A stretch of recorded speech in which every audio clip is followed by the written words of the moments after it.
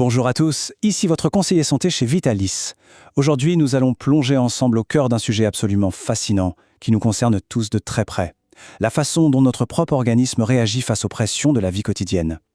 Nous allons décortiquer, pas à pas, les mécanismes biologiques de cette fameuse hormone qu'est le cortisol, et surtout, comprendre ce qu'est véritablement le stress chronique. Saisir concrètement comment notre corps fonctionne à l'échelle de nos cellules, c'est vraiment la toute première étape pour se sentir mieux au quotidien. Alors si cette envie de découvrir les mystères du corps humain résonne en chacun de nous, n'oublions pas que l'abonnement à la chaîne permet de ne manquer aucune de nos futures explications. Voici notre feuille de route pour aujourd'hui. Nous commencerons par différencier le stress de l'anxiété. Nous verrons ensuite la mécanique de la réponse, le rôle précis du cortisol, ce qui se passe quand le stress s'installe dans la durée, ses impacts sur l'organisme, et enfin, comment retrouver notre équilibre. Le point de départ pour vraiment comprendre tout ce phénomène, c'est d'abord d'identifier l'origine de la réaction. Il faut savoir que le cerveau humain est naturellement conçu pour évaluer en permanence son environnement. Il scrute les informations sensorielles pour détecter d'éventuelles menaces et ainsi protéger le corps. Imaginons par exemple une promenade matinale tout à fait paisible, soudainement interrompue par un chien imposant qui se met à aboyer agressivement. Eh bien le cerveau évalue instantanément cette information visuelle et sonore. C'est exactement cette perception spécifique d'une menace, qu'elle soit réelle devant nous ou simplement anticipée, qui va servir de déclencheur à toute la fascinante cascade physiologique que nous appelons la réponse au stress. L'organisme tout entier se prépare à réagir pour assurer la survie. Et c'est justement cette mise en alerte qui illustre parfaitement la nécessité de distinguer deux concepts qu'on mélange pourtant très souvent. Le stress, c'est par essence une réponse directe à une cause externe que l'on peut identifier. Que ce soit notre exemple du chien qui aboie ou une grosse échéance au travail, l'élément déclencheur est précis. Une fois que la situation est résolue, la réponse biologique a naturellement vocation à s'estomper. L'anxiété, de son côté, c'est une réaction beaucoup plus interne. Elle implique souvent un sentiment persistant d'appréhension qui peut demeurer constant, et ce même s'il n'y a absolument aucune menace immédiate.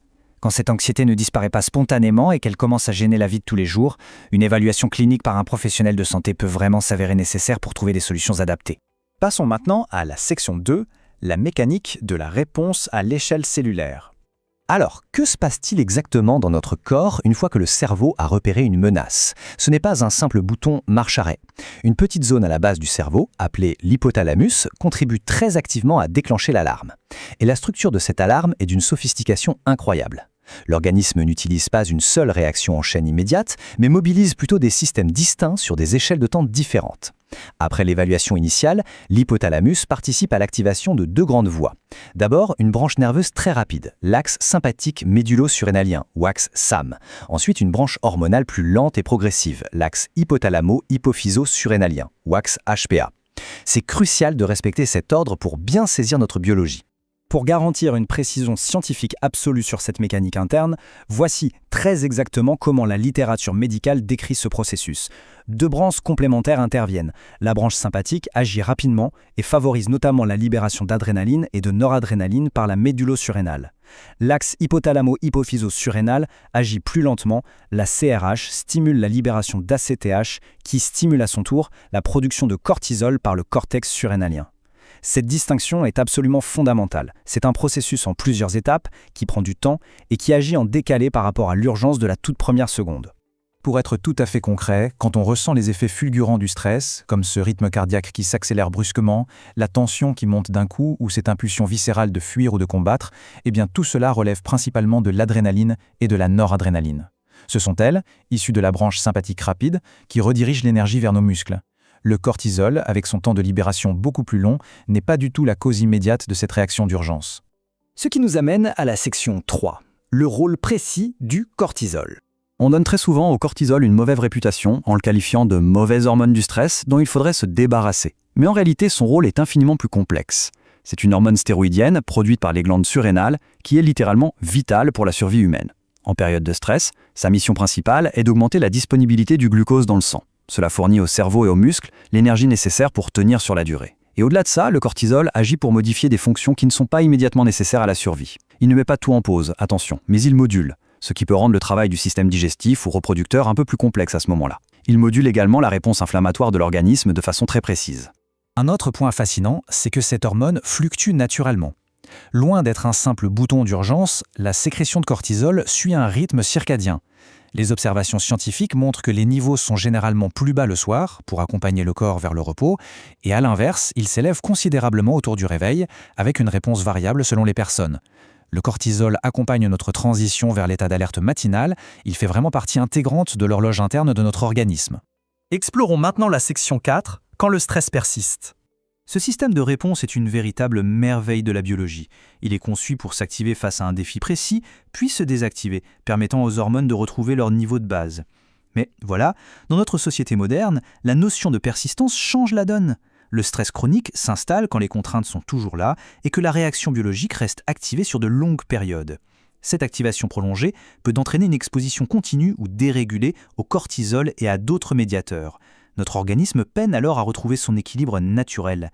Et cette perte d'équilibre peut commencer à modifier divers processus corporels de manière beaucoup plus profonde. Cela nous conduit à la section 5, les impacts systémiques sur l'organisme. Petite parenthèse au passage. Si cette explication aide à mieux comprendre la merveilleuse mécanique de notre corps humain, un simple j'aime et un partage sont d'excellents moyens de soutenir ce travail éducatif. Reprenons. Les sources médicales observent qu'une sollicitation prolongée a des conséquences systémiques. À court terme, la tension musculaire constante peut contribuer à des maux de tête récurrents et les modifications de la motilité intestinale peuvent se manifester par des inconforts digestifs. À long terme, l'exposition chronique aux hormones de stress est associée à des risques accrus.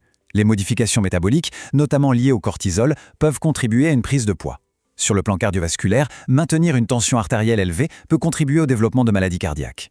Enfin, le stress chronique est associé à des modifications de la régulation immunitaire, impactant notre capacité naturelle à gérer l'inflammation. Et ces effets s'étendent aussi profondément à la sphère psychologique et cognitive.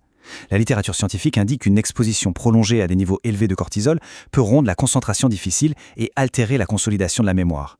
Nos régions cérébrales responsables de ces fonctions sont très sensibles à ces variations. De plus, un stress persistant et non résolu peut contribuer à l'apparition d'une anxiété chronique et la fatigue de tout ce système est souvent associée à des états de dépression clinique. Notre équilibre mental est de fait intimement lié à cet équilibre hormonal. Heureusement, nous abordons la section 6, retrouver l'équilibre. Face à ces mécanismes très intriqués, il est essentiel de se pencher sur les leviers documentés par la science pour soutenir notre organisme. Il faut accepter qu'il n'y a pas de bouton magique pour tout arrêter d'un coup. La réaction biologique est façonnée par la génétique, par les expériences passées et par l'intensité des exigences de la vie. La démarche la plus saine, c'est donc d'observer ces paramètres sans aucun jugement et de se concentrer sur ce qui relève de notre contrôle individuel. Il y a en effet des pratiques concrètes, soutenues par la recherche, pour aider à modérer la réactivité du système nerveux. Un sommeil de qualité et une alimentation équilibrée sont vraiment le socle pour permettre au corps de récupérer. Une activité physique régulière est aussi reconnue pour moduler la réponse globale au stress. Des techniques comme la respiration profonde sont de formidables outils qui peuvent aider à apaiser la réponse physiologique. Tenir un journal permet souvent de prendre du recul sur le quotidien. Et n'oublions pas l'importance des relations sociales saines, qui offrent un soutien émotionnel précieux face aux défis de l'existence. Mais prendre soin de sa santé, c'est aussi reconnaître les limites de ces pratiques. Si un sentiment d'être submergé persiste ou si des symptômes physiques continuent d'interférer avec la qualité de vie, il est toujours très sage de solliciter l'avis d'un professionnel de santé. De plus, rappelons qu'il y a des signes qui nécessitent une évaluation médicale urgente. L'apparition de douleurs thoraciques, surtout accompagnées d'essoufflement ou de douleurs irradiant dans le bras, peut être le signe d'un problème cardiaque majeur. Cela doit être évalué immédiatement par un médecin et ne doit jamais être automatiquement mis sur le simple compte du stress. En conclusion, le stress et le cortisol font véritablement partie de notre formidable machinerie biologique. Ils nous assurent une adaptation face à l'inattendu. C'est l'installation dans la chronicité et la perte d'équilibre qui nécessitent une attention bienveillante et proactive de notre part. En comprenant ces mécanismes subtils, il devient possible d'adopter des habitudes qui soutiennent notre organisme au lieu de l'épuiser. Si cette explication a pu offrir des clés de compréhension utiles, pensez à l'aimer, à la partager avec ceux qui pourraient en bénéficier et à vous abonner à la chaîne Vitalis. Au final, si le stress est notre plus ancien mécanisme de survie, la véritable question reste, saurons-nous le maîtriser avant qu'il ne nous épuise ? Prenez soin de vous.